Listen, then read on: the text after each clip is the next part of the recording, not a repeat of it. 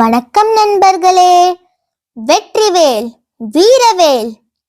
இவ்வாறு அன்னையிடம் முருகன் வேல் வாங்கிய இடம் சிக்கலாகும். வேல் வாங்கிய சிக்கல் சிங்காரவேலன் போருக்கு படை திரட்டினார். இப்படை தலைவன் வீரபாகு என்பவர். சிவபெருமானின் கண்ணிழலில் இருந்து பிறந்த ஒரு தெய்வீக போர் வீரன். அவர் மிகுந்த தைரியம், உண்மைத்தன்மை, பக்தி, அறிவு கொண்டவர். முருகன் சூரபத்மனை அழிக்க போகும்போது அவருக்கு பல தெய்வீக வீரர்கள் துணை நின்றனர். அவர்களில் மிக முக்கியமானவர் வீரபாகு தேவன். அவர் படைத்தூடர், ஆலோசகர், துணை தலைவன் என்று குறிப்பிடலாம்.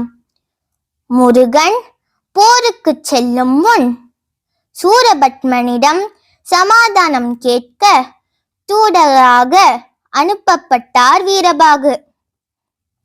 அவர் சூரபத்மனின் அரண்மனைக்கு சென்று கூறினார், சூரபத்மா, முருகன் உனக்கு வாய்ப்பு அளிக்கிறார். உன் தீய வழிகளை விட்டு நல்ல பாதையில் வா, இல்லையெனில் நாசம் உறுதி.